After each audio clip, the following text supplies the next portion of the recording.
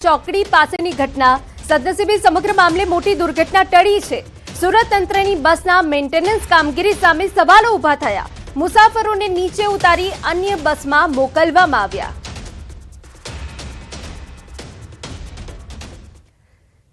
હવે આરોપીઓનું જાહેરમાં સરઘસ નહીં કાઢી શકાય। ગુજરાત પોલીસ માટે ડીજીપીનો કડક નિર્દેશ। આરોપી સાથેના વ્યવહારમાં ફેરફાર લાવવા આદેશ। આરોપીનું આત્મસન્માન જળવાય તેવો વ્યવહાર કરવા નિર્દેશ। મેજિસ્ટ્રેટ સમક્ષ રજૂ કરતી વખતે તકેદારી રાખવા માટે પણ સૂચના। આરોપીને હિંસક ટોળાથી બચાવવાની જવાબદારી પોલીસની હોવાની પણ સ્પષ્ટતા કરી છે।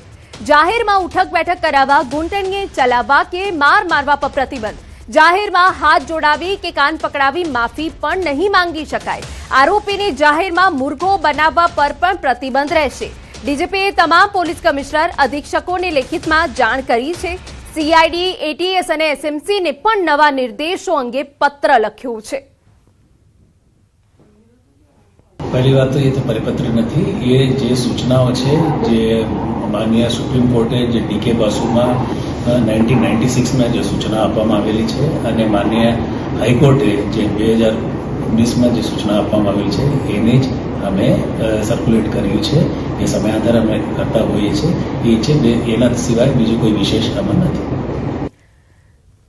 સમાચાર અરવલ્લીમાંથી 50 ઘરના લોકોને ઝટકો લાગ્યો। મેઘરજના રામનગર સોસાયટીમાં વીજ ઉપકરણો બળીને ખાખ થઈ ગયા। અંદાજિત 50 મકાનમાં ઇલેક્ટ્રિક સાધનો બળી ગયા। અચાનક હાઈ વોલ્ટેજ થવાના કારણે ઘટના બની। ટીવી, ફ્રીજ, એસી સહિતના વીજ ઉપકરણોમાં નુકસાન। યોગ્ય સમયે સમારકામના અભાવે વીજ ફોલ્ટના કારણે નુકસાન થયાની સ્થાનિકોની ફરિયાદ। મકાન માલિકોએ યુજીવીસીએલમાં લેખિત રજૂઆત કરી। અસરગ્રસ્તોને નુકસાનનું વળતર ચૂકવવાની માંગ ઉઠી। ઘટનાને લઈ સોસાયટીમાં રોષનો માહોલ। પાવર એકાએક વધી ગયો, એના લીધે લગભગ 50 મકાનમાં ટીવી, એસી, ફ્રીજ લાખો રૂપિયાનું નુકસાન આવ્યું અને મારા ઘરનું પણ ટીવી, ફ્રીજ એ બધું પણ બળી ગયું। તો